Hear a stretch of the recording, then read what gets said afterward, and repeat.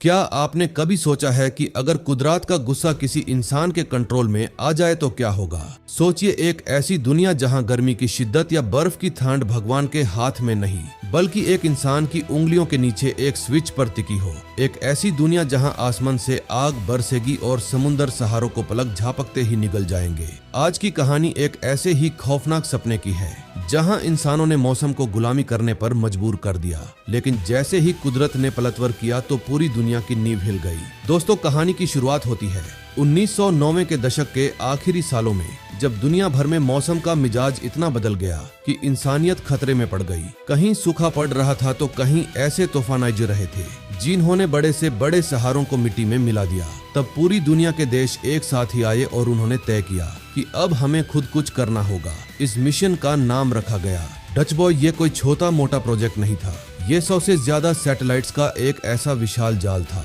जो pure planet को एक प्रोटेक्टिव शील्ड की तरह ढक लेता था। इसके पीछे जो दिमाग था वो था जैक लॉसन नाम के एक साइंटिस्ट का। जैक थोड़ा जिद्दी था, लेकिन उसका दिमाग इतना तेज था कि उसने मौसम को बदलने की तकनीक ढूंढ ली थी।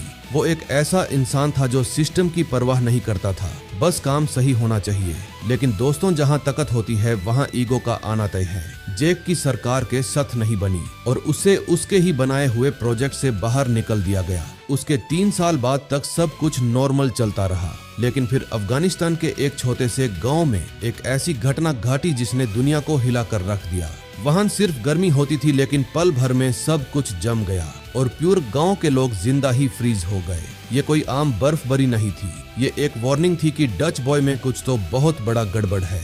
इस वक्त मैक्स लॉसन, जो कि जैक का छोटा भाई था और गवर्नमेंट में एक बड़ी पोजीशन पर था, ये खबर मिलती है कि सिस्टम में कोई टेक्निकल एरर नहीं है, बल्कि ये तो कोई जानबूझकर कर रहा है। मैक्स को समझ में आ गया कि अगर ये सिस्टम किसी गलत इंसान के हाथ में चला गया तो ये एक वेपन बन जाएगा। उसने अपने भाई जैके को वापस बुलाया। वैसे तो दोनों भाइयों में बनती नहीं थी, लेकिन अब बात दुनिया की थी। जैके जब स्पेस स्टेशन पहुंचता है तो वहां का नजारा देखकर उसकी आंखें फाती की फाती रह जाती हैं। वहां सिस्टम से बहुत सारा डेटा गायब था और सैटेलाइट सही से काम नहीं कर रहे थे। कुछ लोग इसे हैकिंग कह रहे थे, लेकिन जैक को मालूम था कि ये हैकिंग नहीं, बल्कि किसी ने अंदर से ही सिस्टम को हाईजैक कर लिया है। अब दोस्तों, कहानी में असली ट्विस्ट तब आता है जब नीचे जमीन पर हांगकांग में एक ऐसी तबाही मची जिसे देखकर किसी की भी रूह कांप जाए। जमीन के नीचे से गैस पाइप्स फटने लगे और पूरा का पूरा शहर एक धमाके में उड़ गया। ये एक आर्टिफिशियल अर्थक्वेक था जो डच बॉय के जरिए कंट्रोल किया जा रहा था। तब तक मैक्स को ये समझ आ चुका था कि ये सिर्फ एक एक्सीडेंट नहीं बल्कि किसी की बहुत बड़ी साजिश है। मैक्स को पता चलता है कि अमेरिकन प्रेसिडेंट के कुछ करीबी लोग ही इस सब के पीछे हैं। सोचिए, एक तरफ पूरी दुनिया खत्म हो रही है और दूसरी तरफ कुर्सी के लिए लोग इंसानियत का सौदा कर रहे हैं। मैक्स को अपने ही लोगों से भागना पड़ता है क्योंकि यूसे धोखेबाज करार दे दिया गया था, लेकिन वो सच्चाई की तलाश में लगा रहा। स्पेस स्टेशन पर जेके को ये एहसास होता है कि कोई उसके सिस्टम को डिस्ट्रॉय करने की कोशिश कर रहा है ताकि वो अपने असली प्रोग्राम को छुपा सके। हर तरफ बिजली कड़क रही थी और स्पेस से वो नजारा देखना ऐसा था जैसे खुद मौत अपनी आंखें खोल कर देख रही हो। जैके की जिंदगी खतरे में थी क्योंकि स्टेशन पर भी कोई उसका दुश्मन छुपा हुआ था। उसने धीरे धीरे कड़ी से कड़ी जोड़ना शुरू किया और पता लगाया कि ये सब एक जियोस्टॉर्म पैदा करने के लिए किया जा रहा है, एक ऐसा तूफान जिसे कोई रोक ना सके और उसके बाद पूरी दुनिया पर एक ही देश का राज हो। दोस्तों, कहानी की रफ्तार और तेज होती है जब हम देखते हैं कि कैसे एक भाई नीचे जमीन पर लड़ रहा है और दूसरा भाई ऊपर स्पेस में मौत से आंख मिचौली खेल रहा है। मैक्स को प्रेसिडेंट की कंप्यूटर फाइल से पता चलता है कि उनका अगला निशाना है दुनिया के बड़े शहर, जहां वो एक साथ कई डिजास्टर लाना चाहते हैं। वो चाहते थे कि पूरा वर्ल्ड सिस्टम कोलैप्स हो जाए ताकि नए सिरे से नए रूल बनाए जा सके। जैक को अब एक बहुत बड़ा कदम उठाना था। उसने फैसला किया कि वो डच बॉय सिस्टम को खुद ही खत्म कर देगा ताकि किसी और के हाथ में ये शक्ति न रहे।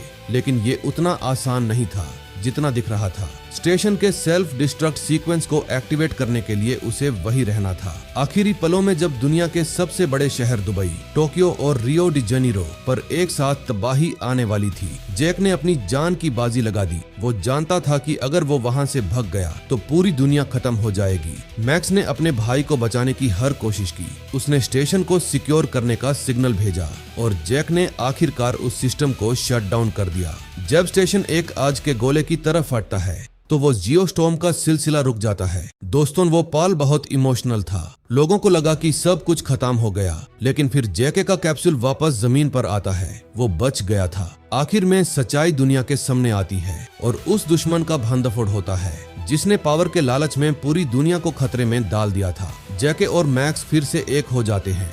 ये कहानी हमें सिखाती है कि टेक्नोलॉजी का फायदा उठाना अच्छी बात है, लेकिन जब इंसान कुदरत से ऊपर जाने की कोशिश करता है और अपनी ताकत का गलत इस्तेमाल करता है तो नतीजा भयानक होता है। क्या आपको लगता है कि भविष्य में हम सच में मौसम को ऐसे कंट्रोल कर पाएंगे, या फिर ये सिर्फ एक खौफनाक सपना बनकर ही रह जाएगा? दोस्तों, ये जियोस्टॉर्म की कहानी हमें याद दिलाती है कि हम इंसानों की असली ताकत टेक में नहीं बल्कि एक दूसरे के साथ में है। आपको ये सिनेमैटिक जर्नी कैसी लगी मुझे कमेंट में जरूर बताएं, और अगर आपको ये थ्रिलर पसंद आया तो इस वीडियो को अपने दोस्तों के साथ शेयर करना ना भूलें। अपना ख्याल रखें और देखते रहें।